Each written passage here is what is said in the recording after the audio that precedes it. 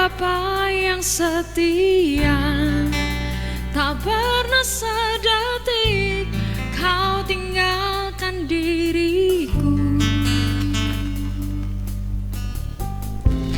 Hatiku teguh di dalam janji-Mu sampai ku melihat kuasa-Mu. Karya-Mu sempurna, ajaib dan mulia. Penyertaan-Mu buktikan kasih-Mu kepadaku. Ku agungkan Engkau, Yesus termulia. Kasih-Mu terindah selamanya.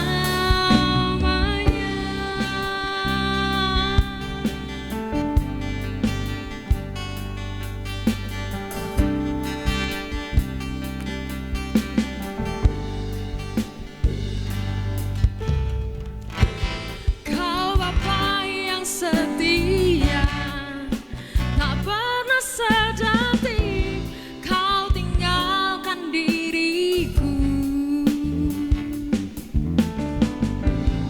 Hatiku teguh di dalam janji-Mu sampai ku melihat kuasa-Mu. Karya-Mu sempurna, ajaib dan mulia.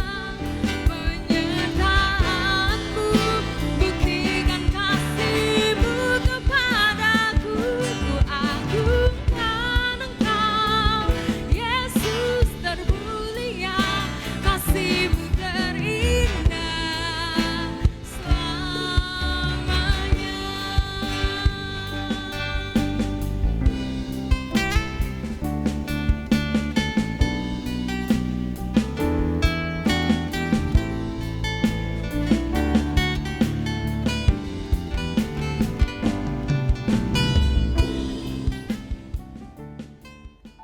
Shalom Bapak Ibu Saudara yang dikasihi oleh Tuhan Yesus. Berjumpa kembali dengan renungan hati sehat dari Gereja Baptis Indonesia Ngadi Negaran. Bapak Ibu Saudara yang dikasihi oleh Tuhan, sebelum kita merenungkan kebenaran firman Tuhan pada saat ini, mari kita berdoa bersama-sama. Bapa di dalam surga, kami sungguh bersyukur atas kasih karunia-Mu di dalam hidup kami. Hari ini kami mau mendengarkan renungan hati sehat. Biarlah renungan ini akan menyehatkan hati kami, pikiran kami, jiwa kami, tubuh dan roh kami, semuanya menjadi sehat. Terima kasih Bapa, kami serahkan kebenaran-Mu di dalam nama Tuhan Yesus kami berdoa. Amin. Bapak Ibu Saudara yang dikasihi oleh Tuhan Yesus, bagaimana kedepannya kehidupan kita mungkin masih penuh dengan misteri. Ada harapan-harapan, ada pergumulan yang mungkin pada saat ini sedang kita hadapi. Mari Bapak Ibu kita merenungkan kebenaran firman Tuhan pada saat ini yang saya beri judul Sabar Menanti Janji Tuhan. Mari kita baca dari Kisah Para Rasul 1 ayat yang keempat. Demikian firman Tuhan. Pada suatu hari ketika ia makan bersama-sama dengan mereka, ia melarang mereka meninggalkan Yerusalem dan menyuruh mereka tinggal di situ menantikan janji Bapa yang demikian katanya. Telah kamu dengar daripadaku. Demikianlah ayat yang pertama. Yang pertama kita menanti. Zaman sekarang ini zaman yang serba cepat. Tinggal ketak-ketik sebentar, pegang HP, kirim pesan, ketak-ketik sebentar sampai. Apa yang kita perlukan, kita tekan HP kita ketak-ketik sebentar, sebentar lagi sampai. Kirim pesan dengan cepat sampai.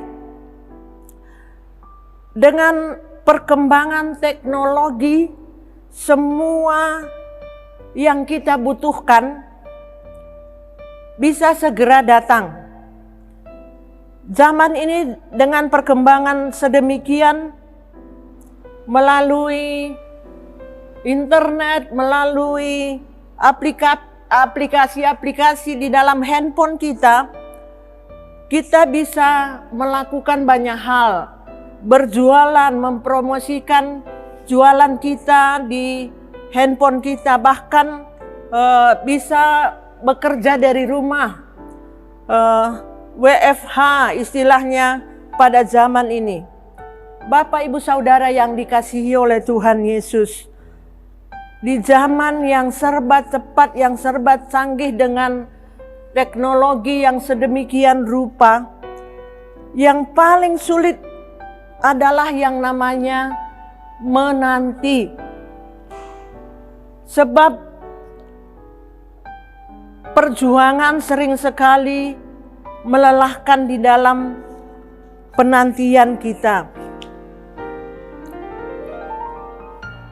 Menanti adalah sebuah pekerjaan yang sulit. Namun firman Tuhan pada saat ini di ayat 4 dari Kisah Para Rasul 1 mengatakan, jangan pergi kemana-mana, tetap menantikan. Bapak Ibu Saudara, ada istilah Jawa mengatakan sawang sinawang. Tapi pernahkah kita berpikir bagaimana proses yang panjang yang dihadapi apapun itu? Misalnya harapan kerohanian kita yang bertumbuh, perekonomian kita yang bertumbuh, karier kita, jenjang karier kita yang berubah, meningkat, pendidikan kita, dan ada pengalaman-pengalaman yang lain. Di situ kita harus berjuang, bergumul, berdoa hari lepas hari dengan proses yang panjang. Banyak kendala, tantangan-tantangan yang dihadapi, tidak serta-merta jadi. Semua proses tidak semata-mata beres, semudah membalikkan telapak tangan atau mengedipkan mata. Bapak Ibu Saudara, namun ketika kita sabar dalam penantian, menantikan dengan sabar yang Tuhan janjikan, yakinlah pada akhirnya Tuhan akan menyatakannya. Ada proses, ada air mata, ada kekecewaan terkadang muncul di dalam kehidupan kita. Namun Tuhan berfirman, jangan pergi dan tetaplah menanti dengan sabar. Seberapa lama kita sudah menjadi orang percaya? Seberapa lama kita sudah menjadi orang Kristen? Seberapa kali Tuhan selalu menyatakan janjinya kepada kita? Janji-janji yang Tuhan nyatakan sebagai pembelajaran bagi kita untuk selalu teguh dalam iman, berdoa, taat, setia, dan sabar dalam penantian kita. Karena pengalaman-pengalaman iman yang sudah pernah kita lihat dan rasakan, dan kita yakin bahwa Tuhan pasti menolong kita. Jadi kita harus sabar menantikan dengan melalui proses yang Tuhan kerjakan. Ketika kita sabar, ketika kita menanti, ketika kita melalui prosesnya, ketika kita berdoa, menjerit, menangis kepada Tuhan, ada banyak hal yang harus kita lalui di dalam penantian kita. Dan pasti banyak janji yang Tuhan nyatakan kepada kita. Namun sabarlah menanti. Di ayat yang kelima dikatakan di sana, Sebab Yohanes membaptis dengan air, tetapi tidak lama lagi kamu akan dibaptis dengan Roh Kudus. Kita di sini dijelaskan kita sebagai orang percaya sudah mengikrarkan iman kita di depan jemaat dengan kita dibaptiskan secara air. Namun Roh Kudus akan memenuhi kita untuk setiap langkah hidup kita dikendalikan, dikontrol oleh Roh Kudus. Bukan keinginan daging lagi. Sebagai umat tebusan Allah dipimpin Roh Kudus di dalam kehidupan kita, dan Dia yang akan memampukan kita di dalam penantian kita. Di ayat 7 di sana dikatakan, di ayat 6 di sana dikatakan, maka bertanyalah mereka yang berkumpul di situ, Tuhan, maukah Engkau pada masa ini memulihkan kerajaan bagi Israel? Jawabnya, Engkau tidak perlu mengetahui masa dan waktu yang ditetapkan Bapa sendiri menurut kuasanya. Waktu adalah waktunya Tuhan. Kadang-kadang kita memikirkan hal-hal yang tidak perlu kita pikirkan. Kita di dalam pergumulan-pergumulan kita, di dalam penantian kita, ada plan A, plan B, plan C, dan lain sebagainya. Ada proposal-proposal yang kita buat di dalam pikiran kita. Kita tidak sabar dengan iman kita, dengan teguh kepada Tuhan di dalam menanti harapan-harapan dalam pergumulan hidup ini. Sabar menanti, pikirkan dengan iman. Jangan memikirkan hal-hal di luar kemampuan kita.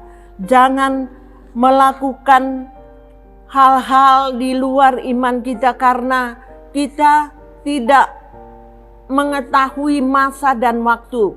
Masa dan waktu adalah masa menurut kuasa Tuhan. Apa yang terjadi ke depan kita tidak tahu. Untuk itu mari tetap berdoa dengan sabar menanti jawaban daripada Tuhan. Ayat yang selanjutnya dikatakan, ayat yang ke-8, tetapi kamu akan menerima kuasa kalau Roh Kudus turun ke atas kamu. Kamu akan menjadi saksiku di Yerusalem dan di seluruh Yudea dan Samaria dan sampai ke ujung bumi. Ketika hidup kita dikendalikan oleh Roh Kudus, apakah hidup kita menjadi saksi? Di dalam penantian kita yang sabar, kita dikendalikan, dikontrol, diurapi, dipenuhi oleh Roh Kudus sehingga bukan keinginan daging lagi yang kita pikirkan, tetapi berharap kepada Tuhan. Keinginan dunia lagi, tetapi keinginan seperti yang Tuhan janjikan. Ayat ke-8 dikatakan, hidup kita dikendalikan Roh Kudus, dan apakah hidup ini sudah menjadi saksi? Bapak Ibu Saudara, apakah orang-orang di sekitar Anda merasakan dan Anda disukai kehadirannya? Apakah keberadaan kita di lingkungan kita itu menyenangkan orang lain, dan orang lain pingin mengetahui pengalaman-pengalaman hidup kita? Kita menjadi saksi di sekitar kita. Saya beberapa waktu yang lalu di dalam pelayanan kami, ada seorang ibu, bukan dalam kelompok kecil saya, dia di kelompok lain, dan pada saat kami mau berpisah satu dengan yang lain, kami bersalam-salaman dan ibu ini bertanya kepada saya, "Ibu tinggal di Jogja?" Saya katakan, "Iya, saya tinggal di Jogja." Saya tidak tahu, dia mengatakan, "Saya senang lihat ibu." Saya berpikir, kenapa dia senang lihat saya? Saya bukan orang yang wah seperti itu. Saya orang biasa melayani dengan apa adanya. Tetapi ibu ini nggak tahu, mungkin karena kesungguhan hati saya, walaupun saya tidak langsung melayani dia, tapi dia bilang, saya senang lihat ibu. Apakah orang-orang di sekitar kita merasakan nyaman dengan keberadaan kita? Bapak, ibu, saudara yang dikasihi oleh Tuhan, dalam kita sabar menanti kuasa Tuhan yang memampukan kita di dalam penantian kita akan janji-janji Tuhan. Apa pergumulan kita pada saat ini? Keluarga kita, ekonomi kita, pendidikan kita, atau permasalahan-permasalahan yang lain. Tetap sabar dan menanti janjinya Tuhan. Berdoa terus, beriman terus kepada Tuhan. Karena Roh Kudus yang akan memampukan kita, memimpin kita, mengendalikan hidup kita. Dan kita bisa menjadi saksi di tengah-tengah kehidupan kita ini. Kita bisa menyaksikan pengalaman-pengalaman bagaimana Tuhan menyatakan janji-janjinya di dalam kehidupan kita.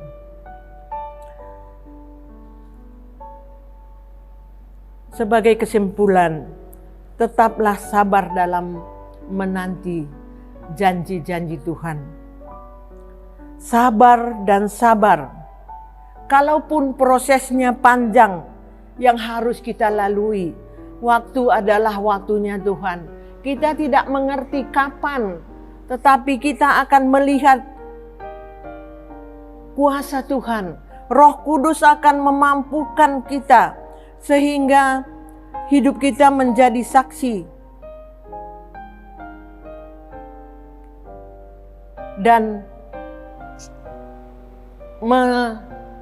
menikmati, meyakinkan janji-janji Tuhan di dalam hidup kita. Apa yang sedang kita doakan pada saat ini? Janji apa yang kita sedang harapkan kepada Tuhan pada saat ini? Mungkin pergumulan kita akan pertumbuhan kerohanian kita. Mungkin ekonomi kita, karir, pendidikan, keluarga, dan harapan-harapan yang lain. Alamilah Tuhan di dalam hidup ini. Sebagaimana Tuhan selalu menyatakan janji-janjinya kepada kita. Dan kenalilah Tuhan. Semakin hari semakin mengenal Tuhan secara pribadi. Dan menikmati Tuhan karya-karyanya di dalam hidup ini. Mari kita berdoa. Terima kasih Tuhan untuk kebenaran-Mu. Ada banyak hal, pertanyaan di dalam batin kami. Apa yang akan terjadi ke depan kami tidak tahu karena waktu adalah waktunya Tuhan. Untuk itu Tuhan, kami serahkan hidup kami hanya ke dalam tangan pengasihan-Mu. Engkau menolong kami, memampukan kami untuk menanti janji Tuhan. Engkau nyatakan di dalam hidup kami. Terima kasih Bapa, terima kasih.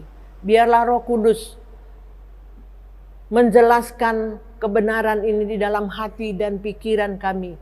Masuk di dalam relung hati kami yang terdalam. Dan akan kami yakini di dalam hidup ini. Dan kami akan sabar menanti janji-Mu. Di dalam nama Tuhan Yesus kami berdoa. Amin. Terima kasih, Tuhan Yesus memberkati.